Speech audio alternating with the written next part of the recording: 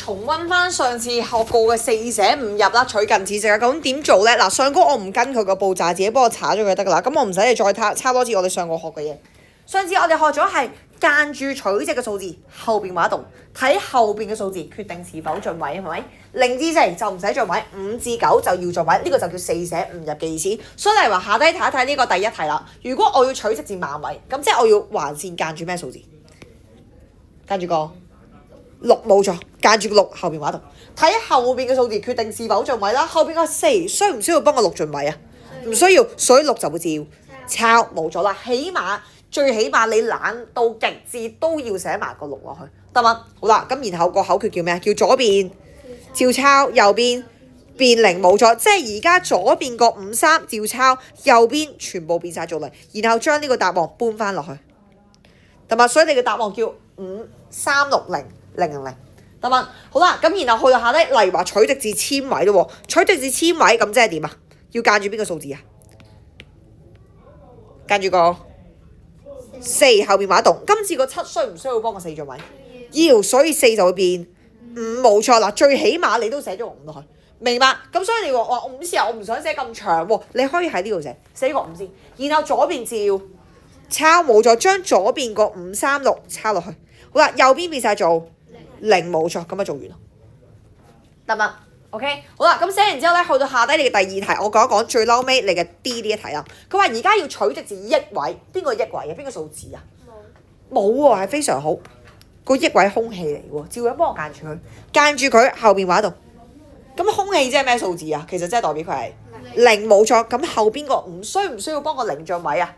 要，所以0會變1冇錯。所以左邊冇嘢好抄，右邊全部變晒做0冇錯。咁如果你好驚自己抄錯嘅話，你可以順便用埋格位法去寫㗎。咁即係1000000，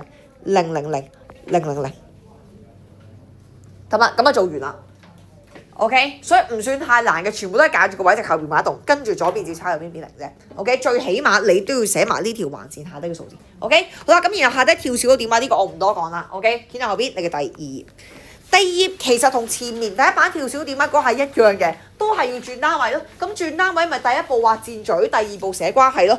例如話克轉做公斤，單位變大，數字會變細，所以箭嘴會向左移咯。第二步關係幾多咧？1公斤等於幾克啊？1000冇錯，自己幫我寫1000，寫一次。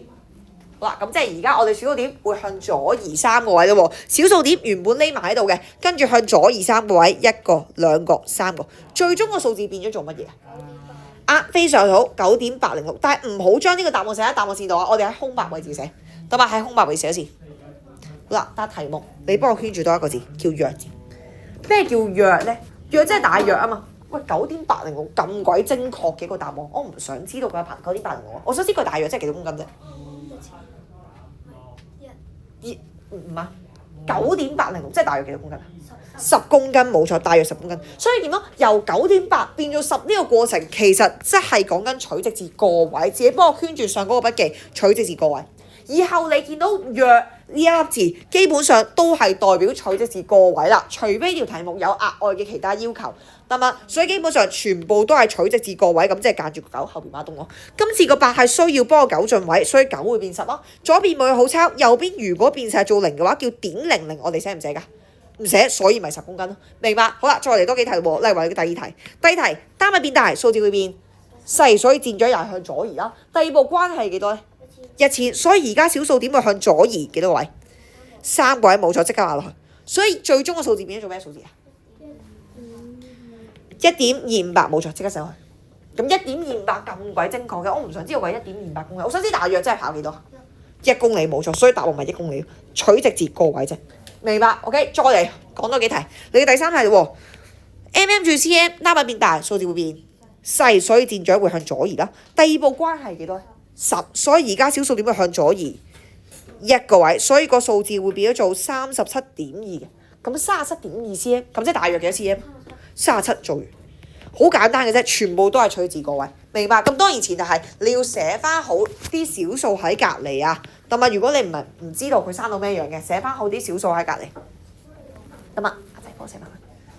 好啦，再嚟去到下低你嘅第四題啦。第四題單位都係變大啦，數字會變細，所以箭嘴都係向左移嘅。第二步關係係幾多咧10冇錯，1元等於10角啦，所以小數點會向左移一個位，變成咩數字啊？36冇錯，咁人哋問你36元，咁即係大概幾多錢啊？都係36冇錯，因為我哋取直至個位，所以就會寫翻36元啦。同埋咁啱佢後邊冇嘢要處理嘅。1KM 啊，做緊咩？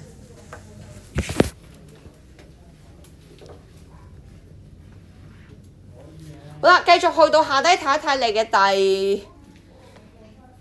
第6題啊，望一望第6題，我跳到去第6題啊，冇睇錯啊。好啦，第6題，單位變大，數字都係變細，所以箭嘴向左移啦。第2步關係幾多？1000冇咗，所以而家小數點會向左移3個位，我哋畫翻3個位咯喎，即係最終個數字變成咩數字啊？變成咩先？跳完小數點之後變咗做0.738冇錯，我哋寫咗0.738嚟先咯。咁0.738公斤，咁即係大約幾多公斤啊？1公斤冇錯，又係取直至個位，個7係需要幫個0著位，咁0咪變1咯。而右邊即使變咗0都我哋唔會寫1.000噶嘛，所以答案就係大約1公斤。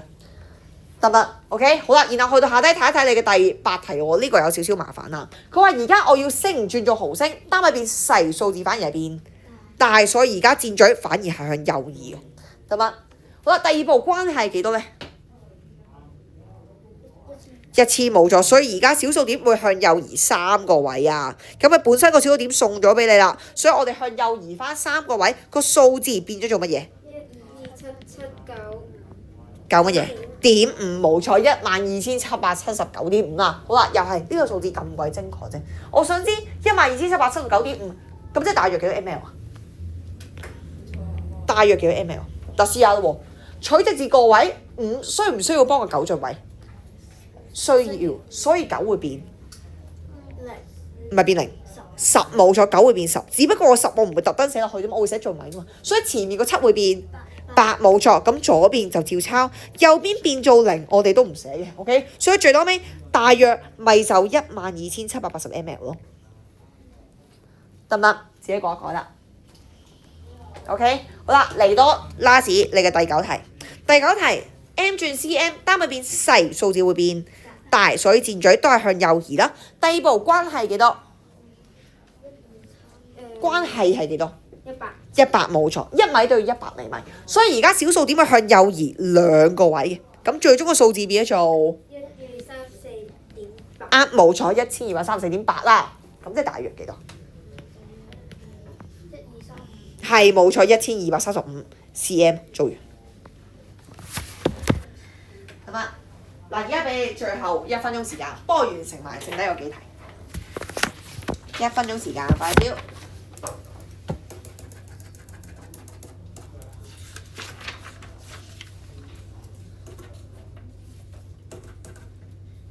阿正軒係改寫功課係咪？呢個差少少8萬位喎。小數點最嬲尾嘅0我哋唔寫㗎嘛，係啊，所以咁樣就寫多咗啦，見唔見到？好，講講。係，跟住咧，咁即係大約係13係啊，13升，係啦，冇錯。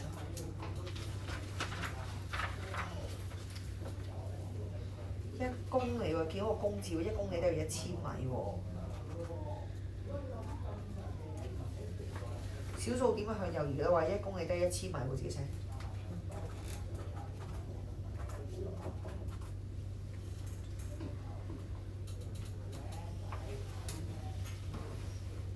畫咗兜落去先加點移啊，小數點。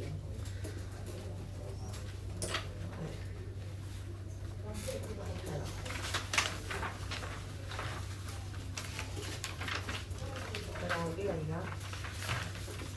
左邊照抄喎，右再抄喎。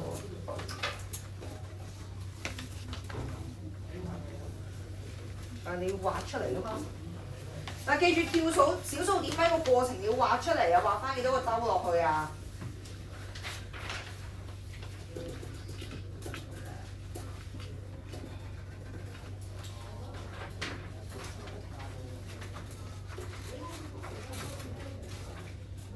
大約幾多啊？總唔寫落去啊？使唔使做位啊？未寫個圓啊？行嚟做啦，圓寫啦。圓啊，做咩啊？專心少少。你呢度有幾多個零啊？3個，咁即係騰幾多個位啊？3個點解要騰4個嘅？係啦。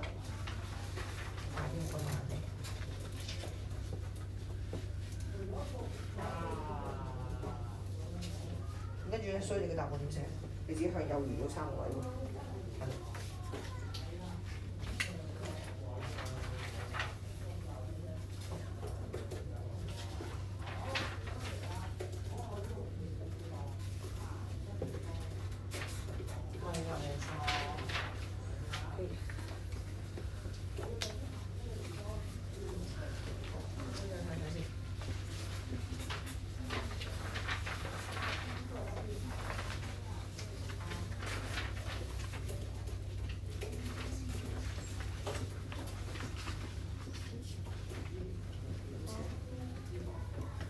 好，寫完之後咧，幫我見喺後邊你嘅第3頁啦。嗱，啱啱第2好簡單，全部都係轉單位，只不過我哋今次取隻字個位啫。好啦，去到第3頁開始咧，我哋教埋個面積啦喎。嗱，呢個喺假期前我哋有學過嘅，例如話平行四邊形啊、三角形面積公式嗰啲，我哋都背晒㗎啦。記唔記得平行四邊形面積公式叫咩？叫做底乘高，冇錯，自己幫我抄翻底乘高。咁不過咧，我哋當而家大家唔記得晒，重新教多次點解叫底乘高啦。好啦，長方形嘅面積公式叫咩？叫做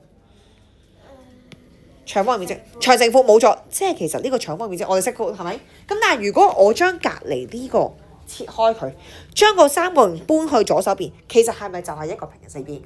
所以平行四邊形嘅面積其實就等於長方形嘅面積，只不過我而家長乘負帶平行四邊形，我唔知咩叫長咩叫闊咯，所以我將佢改一改個名，呢一條就叫做個底，呢條就叫做個高。OK， 而底同高咧必須要互相垂直嘅，幫我抄埋下底垂直。猜埋下底垂直，得嗎？而我哋重溫多次，乜嘢叫底，乜嘢叫高 ？OK， 唔係求其揀兩條線就叫底同高。個底係咩意思咧？個底係叫邊嘅意思，自己幫我寫翻個邊落去，得嗎？自己幫我寫翻去，底係叫邊嘅意思。嗱，咁咩叫邊啊？叫做佢外圍嘅邊，例如話而家呢一個平行四邊形。咁啊，差唔多得㗎啦。OK，我讀咗少少價，但唔緊要嘅。好啦，咩叫做個外圍嘅邊咧？我想問下呢啲叫唔叫外圍啊？唔叫喎，即係我入邊畫咗啲咩事，唔關佢事。得嘛？外圍嘅邊只係出面呢4條啫，呢4條先有資格做個底。得嘛？所以例如話，我如果中意呢一條作為個底嘅話，個高會點揾咧？個高會喺呢一條線對面嗰條線垂直咁拉落去。例如話，識唔識畫垂直線啊？垂直線話兩條線點樣大家會形成個直角啊嘛，所以例如話咁樣形成個直角，咁樣形成個直角，咁樣形成直角，呢啲全部都可以叫做個高，明白？所以例如話呢一條咪就可以叫做個高咯。OK， 咁所以你見到如果我下低呢條係3cm，呢條係2cm，我要計個面積，咁咪即係將3乘2，呢個就叫底乘高咁嘅意思。咁當然底唔一定係揀呢條底喎，我嘅外圍係咪有好多條邊啊？我揀隔離條邊都得嘅喎，例如話呢一條邊如果作為個底嘅話。個高會點樣揾呢？個高我哋會喺呢一條線對面嗰條線開始畫一條垂直線落去，得望晒出嚟。好啦，開始畫一條垂直線落去，得嘛？所以而家呢一條就會稱之為呢一個底嘅高啦，明白？所以我如果知道呢一個係2cm，呢個4cm，我咪將2乘4都係會計到面積，明白？所以你見到平行四邊形其實得2組底同高嘅啫。如果我話 Miss 啊，咁我揀上高嗰條邊得唔得？可以一樣嘅咋。如果我揀上高嗰條邊作為個底，個高你見唔見到一樣嘅咋？明白？所以點解叫2組？就係因為有綠色嗰組同埋紅色嗰組。明白點樣分 ？OK， 所以聽住嗰條公式叫底乘高，你寫咗高乘底，我當你錯，同埋一定要寫咗個底先。所以第一步我哋揀咗啲底先啦。有邊條邊有資格做個底啊？10冇錯，所以我哋揀個10cm 作為個底咯。咁個高咧？6冇錯，個高喺對面度垂直咁拉落去，咁即係而家叫10乘6。咁啊，唔可以寫6乘10啊，一定要寫10乘6。所以答案等於60乜嘢？60 cm 乜嘢？2次啊，冇錯 cm square 啊，面積嚟噶嘛。好啦，到右手邊喎，又係邊幾條邊有資格做個底啊？13同埋咩叫底啊？13同埋10冇錯啦。聽住，我而家問緊你邊啲邊有資格做個底？外圍嗰啲先叫底，所以10cm可以叫做個底。13都可以叫做個底。但係如果你揀咗10cm 作為個底嘅話，我哋再揾翻佢個高有冇先？冇俾你啊嘛，咁即係我哋放棄佢，就揀第二條啦，明白？所以而家13作為個底，個高係邊一條？9冇錯，喺對面嗰條線垂直咁拉落去就會係個9。所以今次我哋條列式係要寫13乘9嘅，而13乘9答案等於幾多？117啊，冇錯，117cm 以前。OK， 好，再嚟去到下低你嘅第3題咯 ，ready 咯，我哋會揀咗個底先。有邊條邊有資格做個底啊？16，可以咩？得邊一條啊？16冇錯，你而家望一望出面嗰4條邊，喂，淨係送咗一條俾你啫喎，所以呢一條先有資格做個底，明白？記住我哋揾咗個底先，你唔好揾咗個高先啦 ，OK？ 咁我想問下，咁啊14cm叫唔叫做個高啊？唔叫啊，因為呢兩條都冇直角，我要直角嘅話會喺對面度垂直咁拉落去，咁樣先叫有直角。但係呢條線佢好似冇寫到俾你喎，其實佢係幾長？6冇錯，呢條同呢條一樣長噶嘛，明白？所以今次就會係16乘6。所以其實喺2年級我哋有學過垂直，冇人話要掂到大家呢兩條都係叫垂直，因為我拉長佢有直角咁就 OK 啦。明白 ？OK， 所以其實呢兩個熒光筆游住嘅線都係叫垂直線，清楚未 ？OK， 所以最後計埋出嚟嘅答案會等於96cm 二次嘅。咁啊，自己幫我寫96cm 二次。好啦，再嚟去到右手邊咯喎，又係邊啲邊有資格做個底啊？13同8非常好，分到啦。咁如果13叫做個底，有冇個高？冇，咁所以我哋今次唯有揀個8啦，冇錯。個8作為個底，個高係幾多？11冇錯，識得分啦，明白？所以第一件事一定係揀咗個底先，然後再揀翻佢相對應嘅高，得唔得 ？OK， 我要寫底乘高啊，唔可以寫高乘底啊。OK， 所以最後尾會計到88m 二次嘅。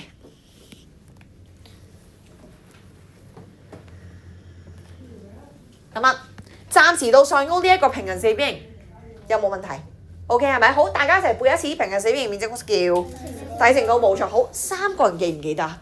嗰條非常好，底乘高除2寫落去，底乘高除2。咁再重溫多次點解係除2啊？其實同平行四邊形一樣嘅咋，平行四邊形叫底乘高嘛。我將佢斬開一半，咪即係除2咯。斬開一半，咪即係一個3個人咯。見到未？所以其實佢同平行四邊形好大關係嘅。基本上你背咗平行四邊形嘅話，你就背到呢一個3個人嘅面積啦。得嘛？理解咗個原理先。OK， 好啦。而三角形嘅底同高點睇咧，好，望晒出嚟先。好啦，例如話喺呢一個3個人入邊，我要揾佢嘅底同高點做咧？底係咩意思話？底係叫邊嘅意思，再多次，底係叫咩意思啊？邊嘅意思，亦即係呢3條邊都有資格做個底。例如話，我如果中意呢一條邊做個底，咁個高我哋會點揾咧？個高我哋會喺對面嘅角落頭垂直咁拉落去，就叫做個高啦。即係例如話呢一個係5cm，呢個係4cm，我哋將底乘高除2就會計到佢嘅面積。清楚未 ？OK， 好啦，咁例如話我唔中意呢條邊喎，我中意隔離條邊都得㗎。我中意呢條邊嘅話，你個高記住喺對面個角頭垂直咁拉落去，呢個就叫做相對嘅高，明白？咁你話我唔中意呢條邊，我中意揀呢條邊都得㗎。呢條邊個高喺對面嘅角頭垂直咁拉落去，呢個就會叫做佢嘅高啦。清楚未 ？OK， 所以你見到3個人係有3組底同高嘅。咁當然有時候呢，一啲3個人好鬼樣衰嘅，例如話係咁樣嘅。呢個3個人如果個底喺度嘅話，咁我梗係知道高係咁揾啦。咁但係如果我同你講個底係呢度嘅。個高點揾，個高首先我哋話喺對面嘅嗰頭去揾，係咪？對面嘅嗰頭揾咗先。我想問下呢啲叫唔叫高啊？唔叫嗱，千祈唔好揾呢啲，因為底同高必須要互相垂直，冇錯要垂直喎。咁點樣垂直咧？其實好簡單啫，我哋只需要將呢個點同呢條線垂直咁拉落去，其實係咁拉嘅喎。因為如果我將呢條線拉長嘅話，其實係咪有個直角啊？明白，所以換言之，如果個底喺度嘅話，個高只係喺呢一個位置，明白 ？OK， 所以底同高互相垂直，冇人話一定要掂到大家，我拉長掂到大家有直角咁就 OK 啦，明白 ？OK， 所以要識得睇呢一個情況啦。OK， 好啦，咁再嚟咯喎，到呢度，我哋揾咗個底先，邊條邊可以叫做個底？12冇錯，12叫做個底啦。咁個高喺邊度拉落去？4冇錯，個高就喺對面嘅嗰頭垂直咁拉落去，亦即係個4。所以今次我哋寫翻條列式叫底乘高除二冇錯。當然我哋聰明嘅同學仔就唔係計12乘4先啦，係計咗邊個先啊？12除2等於12除6，6 4，24冇錯，24cm 以前。好，再嚟到右手邊，有邊兩條邊可以叫做個底先？非常好，18同11。如果我11叫做個底，有冇個高？冇，咁即係揀第二條，個底係18冇錯，個高係9冇錯，對面嗰一頭垂直咁壓去，所以今次叫底乘高除2冇錯，記得有個除2啊。咁當然我哋計咗邊個先啊？係18除2等於99981，做完81cm 以前。嗱，除2我哋可以計先嘅。好，再嚟去到下底啦，又係揀咗個底先好喎。邊條邊可以叫做個底啊？淨係得一條啫。8冇錯，個8cm咪叫做底咯。個高喺對面嘅嗰頭垂直咁拉落去，亦即係16冇錯，佢俾埋你啦。所以今次就會係底乘高，然後記得要除2冇錯。今次又計咗邊個先啊？16除2非常好。嗱，你可以計8除2又得，16除2都得，但係俾咗我咧，我會選擇計咗16除2，因為啲數字縮細咗啊，得嘛？16除2等於8冇錯，864做完。好，再嚟到右手邊，邊兩條邊可以叫做個底？14同埋6冇錯，兩個都可以叫做底喎。咁如果我揀14係底嘅話，個高喺邊啊？6非常好。咁如果我揀6係底嘅話，個高喺邊啊？14，因為佢係一個直角三角形嚟㗎。直角三角形即係無論係呢兩條邊條作為個底同高都好，呢兩條都可以同時叫底同高。明白？咁啱佢係直角三角形，所以我垂直動落去，咪咁啱係出面嗰條咯。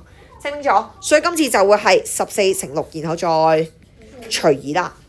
咁當然我哋計咗邊個先啊？14除2等於776，42冇錯，42cm 以前。OK， 好啦，然後去到最後咯，梯形面積公式記唔記得叫咩？叫做郭希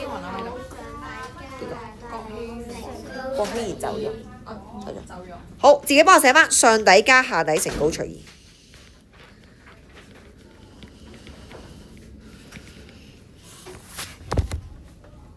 唔錯啊，仲記得成條公式咧，雖然佢好長啊，但係其實好簡單啫，都係叫底乘高除2，只係佢將個底拆開咗嚟寫啫。所以我講多次個原理，就係話平行四邊形，如果我將佢斬開一半，其實係咪都係梯形嚟㗎？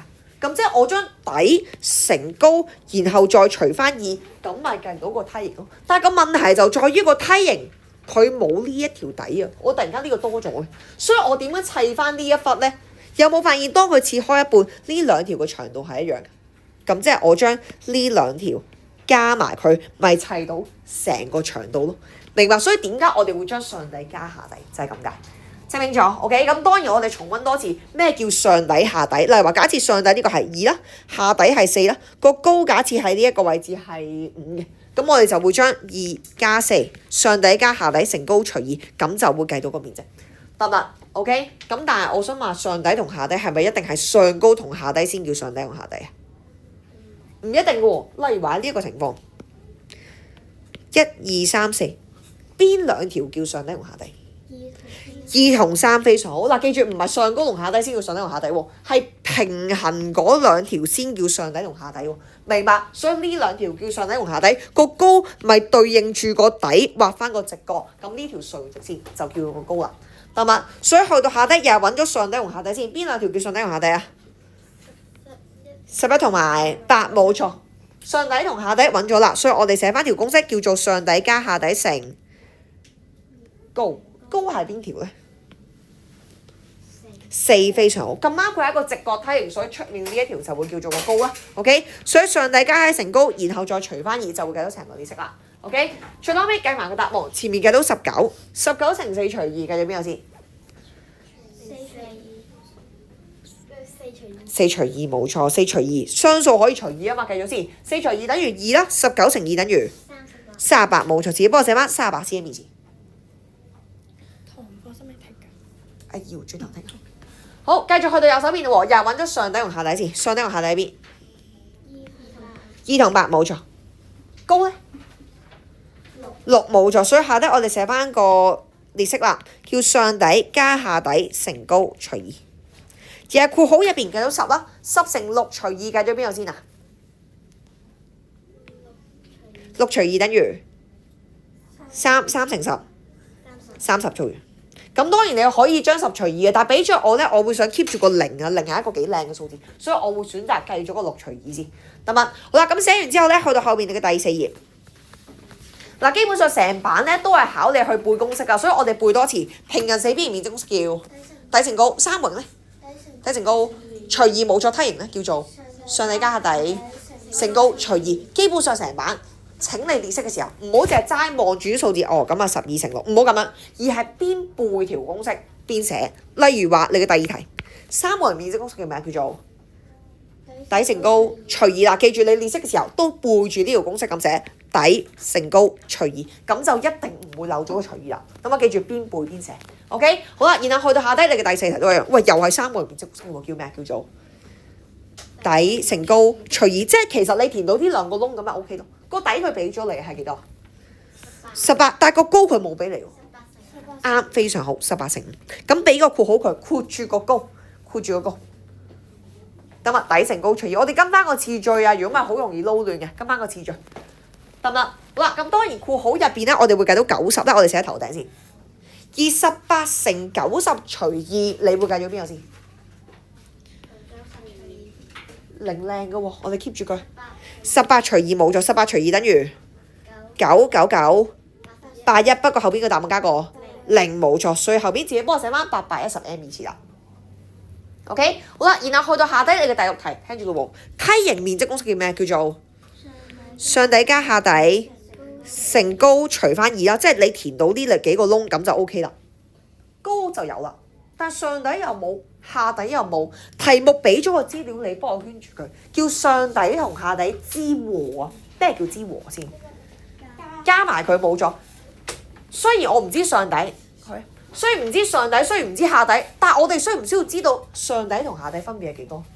唔需要。其實我填到佢哋加埋等於幾多咁咪 OK 咯。而佢送埋個答案俾你，等於幾多？84冇錯，所以直接喺上底加下底呢個位置填翻個84，咁就 OK 啦。個高就會係26，明白？所以換言之，我哋唔知個上底係幾多，唔知個下底幾多，唔緊要啊。佢幫你計埋仲正啊，明唔明白個分別 ？OK， 咁下底呢個位置咧，自己幫我寫翻個筆記，間住佢，寫翻上底加下底。嗰個月張學佢走咗啦，因為佢個媽咪話要上嗰個興趣班。OK 得。咁當然你計咗呢條數嘅時候咧，我哋可以計咗除2先啊。OK，26除2會等於26除2 13冇錯。咁你成條式就只需要計84乘13，咁就 OK 啦。咁剩低嗰啲交俾你自己幫我做埋佢啦。記住邊背條公式邊寫啊。咁你自己幫我計埋佢，堂費1至4頁。